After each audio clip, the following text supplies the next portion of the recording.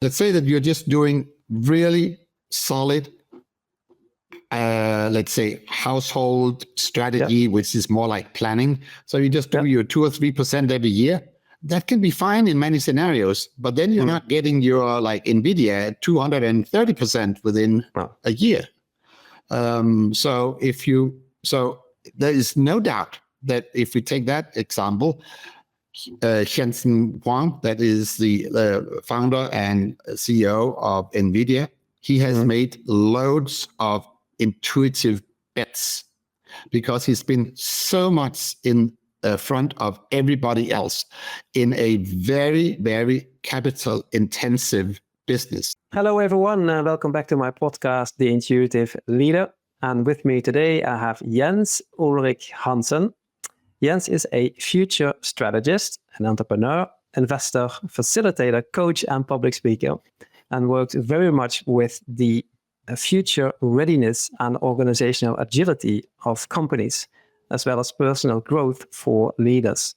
And with Jens, we're going to talk about future readiness for business, and among other, the connection between AI and intuition. We will also talk about so-called weak signals, low frequency patterns that you could easily miss, yet could save your company from taking the wrong turn and could save you from making the wrong investment. Jens was born in Denmark and has since 2011 living with his wife in Switzerland. And among other, he's a serial entrepreneur. He's run several companies of his own, and he's currently an investor. His work has made him financially independent. In his backpack, he's carrying over 30 years of experience in strategic leadership development. And among other, he's helped the German industrial company Siemens and the well-known IKEA in international strategy.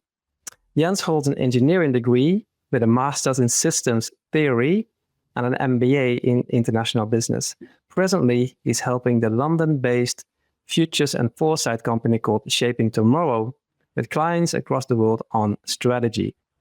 In addition, Jens holds board seats in 2 Swiss companies. Jens, welcome to have you on. Thank you, Maurice. It's a pleasure to be here with you. Thank you, because I'm really fascinated by the kind of work that you are doing. So making companies future ready. And I wanted to talk to you about leadership, decision-making, the role of AI, intuition. But before we do that, what would you say, what is intuition to you? What would you say is intuition? So it's probably, so I'm a very analytical person, working with strategy, it has helped. So it's probably, my intuition is my counterbalance to my very strong analytical force. So it helps to connect, let's say, whatever results I have in front of me to my values and to my aim of where I want to go. So my intuition is the language in me that tells me if I should choose this or that option when I've like exhausted my analytics. Yes. All right. And is that related to like a sense of direction or to the yes or no question? So it's probably a sense of direction. It's so I'm always on the move. I'm an optimist by nature, and I am, let's say, if I have an equal-sized risk and opportunity in my mind, the opportunity will be much bigger than the risk. So I want to go for it. So I'm moving ahead, and I guess my intuition is what really drives me towards those decisions that I see as opportunities. Why is it ever more important for leaders nowadays to be aware of our intuition and to use it, to lead into it? So intuition for me is a way of really, really working fast. So when you lean into your intuition, you're basically accessing every aspect of information you have as a human being. And you're basically internally saying, based on everything I know, this is the right way to do this. This is the decision we make. And the intuition is like momentarily telling you, this is where we need to go. It may or may not be correct, but that's where you are, and that's the decision you then should make.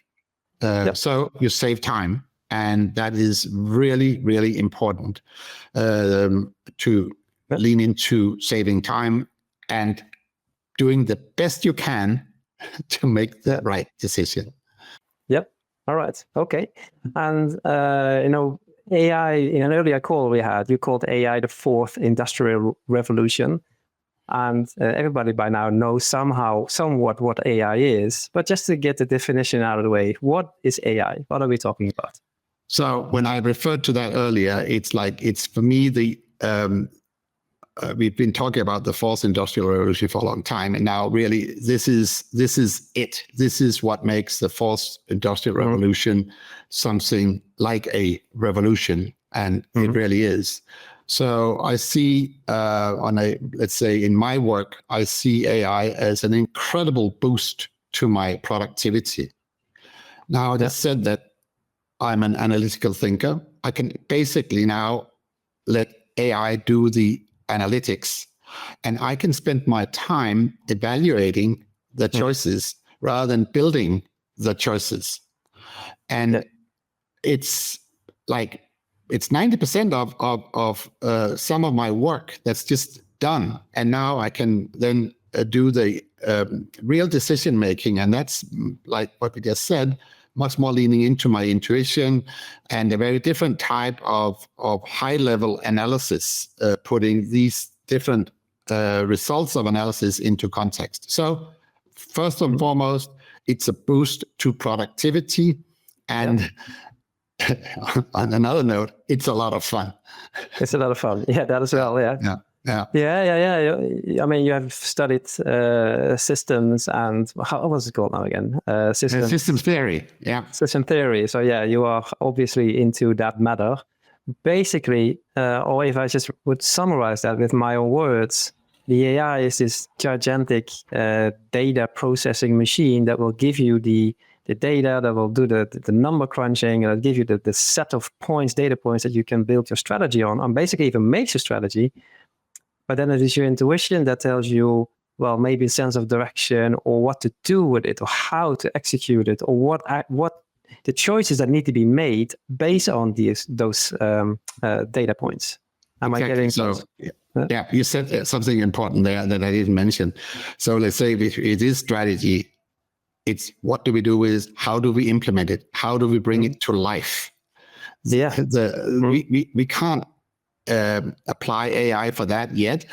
So that's a very important leadership role, and it will probably take up much more space in the leadership role in not like refining whatever wording we have in some strategy, but really say, okay, here it is. We've chosen to go with this one. Now, how do we then bring this into play in everything else that we know? Exactly. Yeah. Yeah. Okay. And do you have an example of that from maybe from a corporate setting or from a client you've worked with? Exactly. So I've been working with a leadership team in a big corporation. Yep. And they were in their strategy process. And so they happened to be already actually leaning into AI. So in our strategy process, we said, okay, let's now try this. So we had the team from procurement, the team from production, the team from all the different aspects, marketing and other areas of the company. And each had to put in whatever element of strategy that was most important for them. So we had all these different components, and they were made by different people in separate rooms. So they were not totally aligned. So we put them into AI. So basically in a large language model. What we then asked the large language model to do was to combine all the elements and to refine this into a strategy that was combined with some other data from the company. And we ran this a couple of times with the data we had. And it then came out with a strategy that once it was presented by the large language model, everybody kind of just sat there and just didn't say anything, because everybody could relate to that strategy that now was delivered. Yeah. And all this took just one morning. This would normally take weeks. Yeah, and yes, thank you, Jens. And then in our earlier call, you also mentioned partly horizon scanning, and in particular weak signals.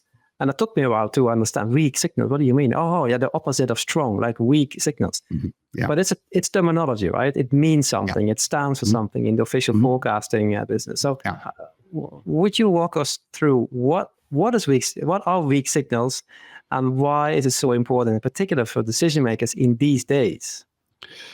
So, just to take a step back from what we're talking about. So, this all belongs to the discipline of called foresight, which have been around for many, many years and have been huge teams digging into newspapers and libraries and all kinds of physical storage of data, and in order to find out where are we and how can we make sense of the future. So a discipline within foresight is horizon scanning. And horizon scanning is this big process of collecting data and so on. Out of that, you might discover that there are some indications of a repeated signal. So let's just say that today it would be, it could be that there would be a total breakthrough in battery technology. And that would totally change the whole dynamic of electrification of personalized transport. That signal would then be a weak signal, a not strong signal. And to see that in time, of course, obviously for an organization to then make themselves ready for this development that is likely to come, or like if you're making investments, that you can spot this company early on, put your bet on it, and just wait until it starts growing. This moment, this iteration, if you like, or sort of conversion, if you like, between AI, between data points, between intuition, decision-making, the forecasting as good as one can, is there, according to you, I mean, you by now, you've succeeded pretty well in your life, in your business world. And I presented you earlier as being financially independent. So you've done something right in your life with finding the weak signals and forecasting. So is there an economic gain of some sort when using intuition? Because when we're talking about intuition, or even though there's a lot of science about it, it's still a little bit sometimes in the woo-woo atmosphere. So, but at the same time, I haven't spoken to any leader that says he or she is not using his intuition. They all do. So do you see an economic connection, like an economic gain for using your intuition, or an economic penalty for not using your intuition? And I'm thinking about using it properly, right? I'm not talking about jumping to conclusions without any data. No. So I would say that without applying your intuition, it would be very difficult to be successful, because you will need to make a bet somewhere. And that bet, I would relate to your intuition, that you feel this bet is safe enough for me, given that what we are bringing to this bet. You need to anticipate something about the future, and you need to relate to, could we be the ones that see this and move a little bit faster than somebody else to that point? So I would say intuition is very much related to any significant financial advantage or gain. You can, let's say that you're just doing really solid, let's say, household strategy, which is more like planning. So you just do your 2 or 3% every year. That can be fine in many scenarios, but then you're not getting your, like NVIDIA at 230% within a year. So there is no doubt that if we take that example, Hansen, that is the founder and CEO of NVIDIA, he has made loads of intuitive bets because he's been so much in front of everybody else in a very, very capital intensive business. So not only does he need to make a bet, he needs to put millions and millions of dollars behind it and trust that those are placed correctly. Yeah. So when you use the word bet, just for clarification, we are not talking about going to the casino, right? We're talking about making an data-informed choice. But as always, it's not an easy choice. They are very hard choices to make, and you simply don't know the result yet. Exactly. This might be some of those choices you make where you wake up at 3 o'clock in the morning and all of a sudden sweating and scared because did I make the right choice? So, yeah. I'm just curious about you. I'm not talking about the human Jens, not the investor, but just the human, because after all, it's an holistic experience, right? We are how we work. So how do you perceive intuition when you see one of those signals, weak signals, or when you decide to invest in a fund or work with a customer, or what, the sense of direction in your life, the yes or no, the decisions to make? How do you perceive intuition? How do you, as a human, how would you describe that process in you? Yeah.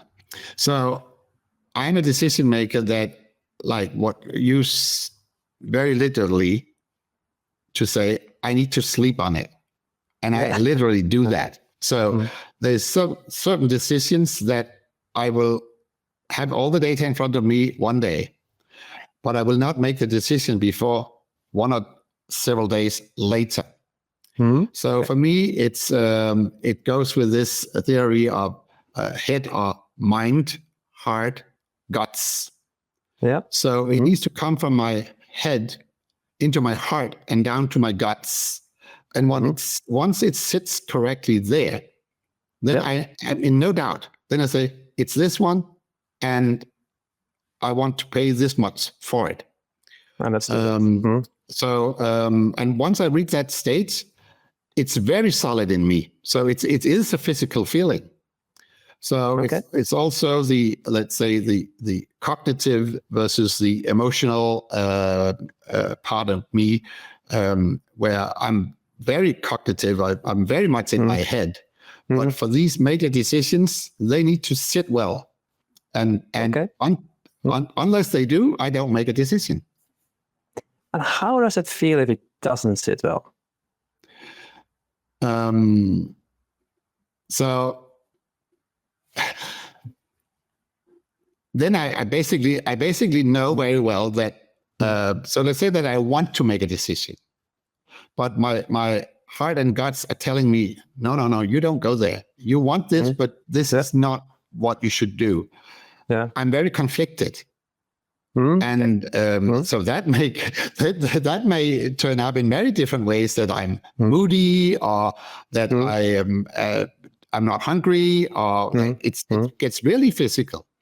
And then I need to figure out, why is it that I don't feel well? So I could be ill or something. But then I found out, no, it's that decision. By way of starting to close off, final words, if you like, for leaders, entrepreneurs, people that have to make decisions, as you say, have to put a bet on certain upcoming technologies, basically having to make impactful decisions that will probably impact not just a company, but even the families of the people working in that company. So with all said, the weak signals, the AI, the intuition, how to make decisions, would you have like a piece of advice, one or two tips, if you like? So now we've been speaking both about AI and we've been speaking about intuition. So I could give them some thoughts about both of them. So related to leadership teams or leadership as such, on AI, start to experiment. Do it tomorrow. I have been uploading different company yearly reports, which is a blend of lots of numbers, marketing, and some strategy information. And then I just start so let's say it's, 90 pages, and you upload that, and you start to ask questions about that company. So you can upload your own company yearly report, the latest one, and then you can start to find out who can ask the smartest question that AI is not able to answer. Just keep going. So you start to play with something that you're familiar with, and you would be amazed as what you can get in forms of tables and graphs and whatever, something you might even not have recognized about your own company. On intuition, we all have it. But try to train it, be conscious about it.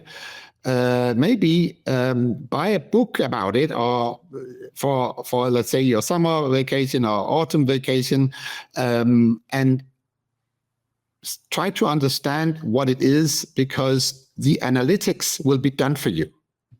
So you need to use your intuition more than ever. So also here you need to experiment. You need to be able to talk about it. Now on many boards, there will be only men. And there's a lot of things we men can talk about. Football is one of them. Be very good in talking about that. But we may not be very good about talking about our intuition. And it might, again, be worthwhile to try to get that conversation going and kind of just make it normal. So it doesn't come from this woohoo place that you talked about before, but it's, we can lean into our intuition. It's totally fine. We will find a language around it. And there is already a huge language around it. You just need to connect with it. Yeah, and exactly. And not only is it something we can lean into, but if I hear correctly, we are entering a phase now where we need to make decisions faster and faster. Our adaptivity, our adaptability needs to become faster and faster, because data is moving faster and faster on a bigger scale. So it's no longer possible to even know everything. You have to go and make decisions based on data, but with our intuition, if I'm saying it correctly. Totally. No, this is spot on. This is exactly what every leader needs to start to practice. It's interesting because many times, many of the things we need to do makes life harder. Using your intuition actually makes life easier.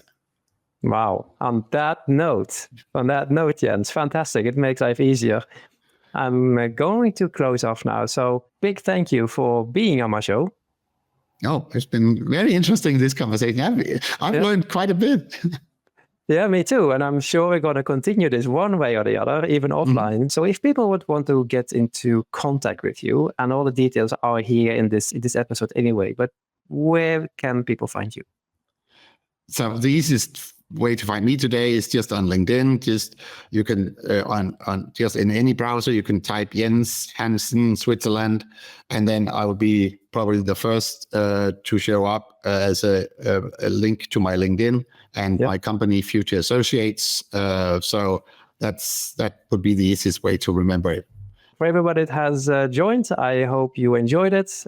Thank you for watching. Thank you for listening, and speak soon again. Bye for now. Jens, thank you so much for being my guest today. What an interesting discussion it has been. And to all of you, if you want to join, if you want to interact with us, please know you can. We have a free community for intuitive leaders where you will be invited for interactive live sessions with myself and other intuitive leaders, where you can comment, ask questions, or share your stories. We also train leaders and teams on intuitive leadership. Please check out my program called Decoding Intuition. If you want to know more, go to intuitiveleader.net/podcast and scroll all the way down for our free community. For now, thank you so much for tuning in, and see you back soon. Bye.